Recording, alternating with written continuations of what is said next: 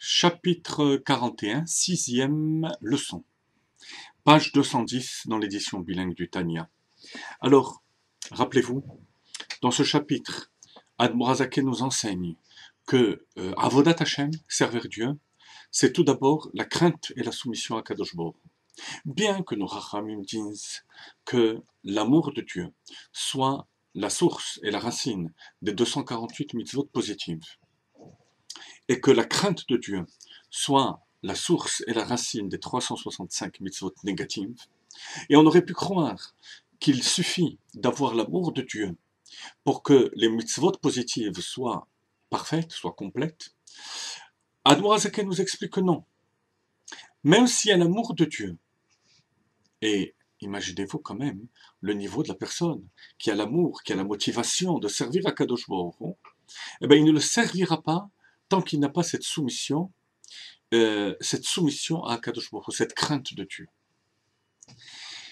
Et c'est la raison pour laquelle Admor HaZaken nous rapporte un machal, une parabole du taureau qui se trouve dans le Zohar.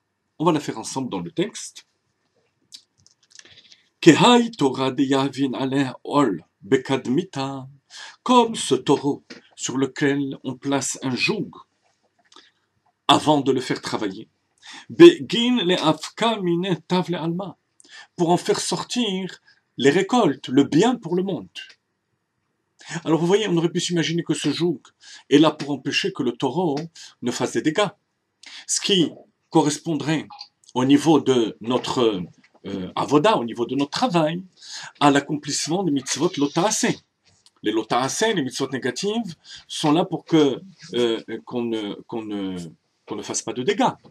Eh ben non, le Zohar nous dit que c'est là aussi, ce joug est là aussi pour soumettre le taureau, canaliser ses forces pour faire sortir les récoltes, pour labourer le champ et en faire sortir les récoltes. Donc on a la preuve que la soumission à Kadosh Baruch Hu est là aussi pour le côté positif. Pas seulement le côté négatif, mais le côté positif des mitzvot assez. De même, l'être humain doit accepter le joug divin avant d'accomplir ses mitzvot. Et ce qui veut dire que toutes les mitzvot qu'on accomplit, le Harizal d'ailleurs dit qu'avant de lire le schéma, le but du schéma c'est Ve'afta et Hashem Elokecha, tu aimeras Hashem ton Dieu. Il faut dire Harini mekabel alay ol mitzvat Ve'afta et Hashem Elokecha, pardon. J'accepte le joug d'Akadosh Baruch Hu d'accomplir la mitzvah d'aimer Dieu. Ça peut paraître contradictoire. Si c'est l'amour, alors c'est pas un joug.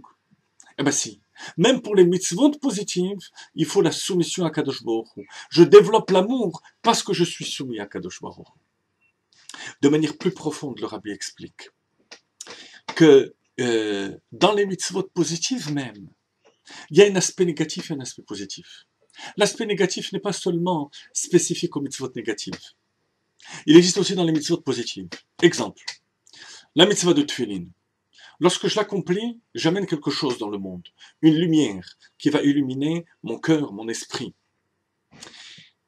Lorsque je fais cette mitzvah, j'amène cette lumière. Mais il ne faut pas oublier que par l'accomplissement de cette mitzvah, je me détourne aussi du mal. De quel mal s'agit-il? Le mal de ne pas accomplir la volonté d'Akadosh Baruch Hu. Donc, lorsque j'accomplis une mitzvah positive, j'accomplis aussi Sourmera, de m'éloigner du mal. Et c'est ce que le Baal HaTanya veut nous dire. La soumission à Kadosh Baruch Hu, c'est pas seulement pour les mitzvot négatives. Ce n'est pas seulement pour le côté négatif qu'il y a dans les mitzvot positives. Mais même pour le côté positif et producteur, à nos yeux, de positif par la mitzvah, ça aussi, ça doit être canalisé par la soumission à Kadosh Baruch Hu. Sans quoi, on ne sert pas Dieu. Alors, est-ce que ça voudrait dire que quelqu'un qui n'a pas cette soumission n'amène pas de Kedusha, n'amène pas de sainteté, n'amène rien dans le monde? Vous connaissez la réponse de la Chassidoute. Effectivement, c'est que non, bien entendu, que même un juif qui n'accomplit pas les mitzvot avec cette soumission, pire, qu'il accomplit avec une pnie, avec un intérêt personnel, pour gagner, je sais pas moi, gagner au loto, gagner, être en bonne santé, être...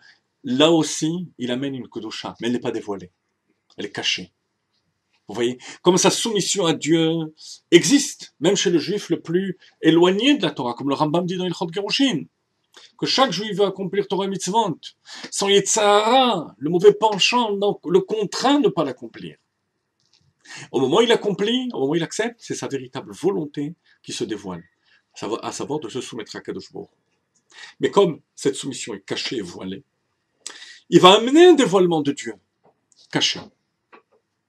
C'est ce que dit le Balatania juste après. Si cette soumission à Dieu n'est pas là, la Kdosha, la bracha de la mitzvah ne va pas se dévoiler. Non pas qu'elle ne sera pas présente, elle sera présente mais cachée. C'est la raison pour laquelle même un juif, loin de tout, sans aucune soumission à Kadosh Baruch Hu, qui fait une mitzvah, dira Asher kideshanu b'mitzvotav etzivanu. Mais pour dévoiler cette bracha, cette hashpa'a, ce dévoilement de Dieu par la mitzvah, il faut développer, réfléchir et développer cette soumission à Kadosh Baruch de manière dévoilée, comme le taureau.